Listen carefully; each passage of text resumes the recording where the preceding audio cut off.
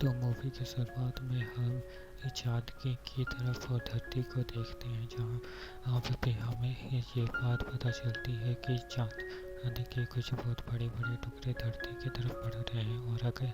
ये सारे टुकड़े धरती में टकराएंगे तो फिर एक बहुत बड़ी मुसीबत हो जाएगी और पूरी की पूरी धरती ख़त्म हो जाएगी इन सारे चाँद के टुकड़ों के वजह से। और जब ये बात धरती के सारे लोगों को पता चलती है तो फिर इन सारे लोगों की कोशिश अब यहाँ से शुरू होती है, जहाँ पे फिर सारे के सब अरे दुनिया के साइंटिस्ट लोग चांद पे अपना बेस बना करके इन सारे चट्टानों को ब्लास्ट करने की कोशिश करते हैं, जहाँ पे भी ये लोग का प्लानिंग ये रहता है कि हम सारे के सारे चट्टानों को पीछे अंतरिक्ष में ही मिसाइलों के जरिए फोड़ देंगे, ताकि कोई भी चट्टान धरती पे आकर के ना गिर सके। जिसके बाद फिर ये सारे लोग अपने मिशन में रॉकेट्स को बनाने के लिए लग जाते हैं, और उसके बाद फिर रॉकेट्स को बनाने में सक्सेसफुल भी हो जाते हैं। जिसके बाद फिर ये लोग उन रॉकेट्स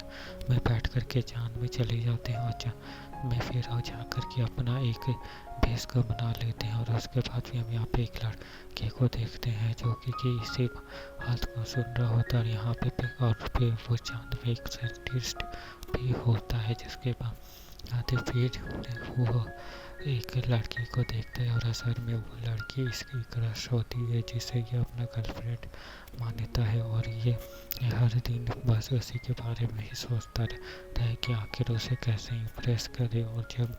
वो उसके पास आती है तो वो उसे देख करके बस एक ही जगह में खड़ा रह जाता है। जिसके बाद फिर वो उसे थोड़ा डांट करके फिर वहाँ से चली जाती है, और उसे कहती है कि तुम हम अपने काम में फोकस करने की कोशिश करो। जिसके बाद फिर वो अंदर चली जाती है, और फिर वो भी अंदर जा कर के अपनी एक चेयर पे जा कर के बैठता है, जहाँ पे फिर वो अपने लिखे हुए गाने की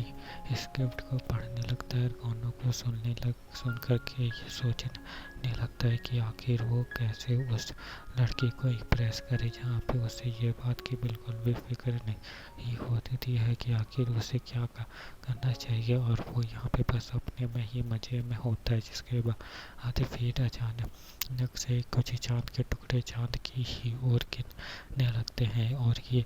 इनकी गिरने की लोकेशन वही होती है जहाँ पे फिर ये सारे एस्ट्रोनॉट्स मौजूद थे। जिसके बाद फिर ये सारे लोगों के मशीन में सारे सायरन्स बजने लगते हैं कि अब यहाँ पे चट्टान गिरने वाले हैं। जिसके बाद फिर यहाँ की जो कैप्टन लेडी जो उसकी तरफ होती है, वो उन सारे लोगों को कहती है कि अब सारे लोग इस जगह को छोड़कर के रॉकेट की तरफ चले जाए, ताकि हम लोग इन चट्टानों से जिंदा बच सके। जिसके बाद फिर सारे लोग अब उस जगह से बाहर भागने लगते हैं, लेकिन वो जो लड़का होता है वो तो अभी भी अपनी ही ज़िंदगी में मज़े ले रहा होता है, अपनी ही मस्ती में वो मज़ा होता है। जिसके बाद फिर उसे ये बात बिल्कुल कभी एहसास नहीं होता है कि यहाँ पे चट्टान गिर रहे हैं और रॉकेट भी पीछे से उड़ते हुए जा रहे हैं, उसे यहाँ पे अकेला ही छोड़कर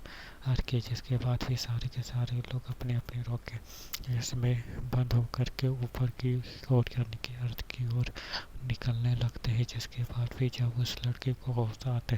है तो वो अपने अगल बगल देखता है तो वहाँ पे एक खतरे वाला सायरन बज रहा होता है, जिसको देख करके फिर वो समझ जाता है कि यहाँ पे सारे एस्ट्रॉयड से गिरने वाले हैं, और इसीलिए अब हमें यहाँ से भागना होगा। जिसके बाद फिर वो अपना स्पेस सूट को तुरंत ही पहनता है और एक कार लेकर के वहाँ से भागने लगता है। और जब वो कार लेकर के भाग रहा होता है तब वो सामने से देखता है कि बहुत सारे रॉकेट्स हवा में उड़ रहे थे, मतलब कि उन सारे रॉकेट्स में सारे लोग पहुँच गए थे, और उन रॉकेट्स में बैठ कर के वो लोग अब हवा की ओर उड़ने भी लगे थे। जिसके बाद भी वो देख कर के सोचता है कि ये तो अब क्या हुआ, सारे के सारे रॉकेट्स तो मुझे छोड़ कर के जा रहे हैं। लेकिन तभी वो जब अपने बगल में देखता है तो वहाँ वहाँ पे एक और रॉकेट बाकी होता है उड़ने से, और इसलिए फिर वो अपनी कार को बहुत ही तेजी से उस रॉकेट की तरफ घुमाता है और उस रॉकेट की तरफ जाने लगता है ताकि वो भी यहाँ से जितना बच करके वापस निकल सके। लेकिन जब वो उस रॉकेट की तरफ पहुंचता है तब वहाँ पे फिर उस रॉकेट में एक और सायरन आने लगता है। और मैं यहाँ पे बता दूँ कि उस रॉकेट को वही लड़के चला रही होती है जो कि उसकी क्रश होती है, और वहाँ पे ये जो कि उसकी क्रश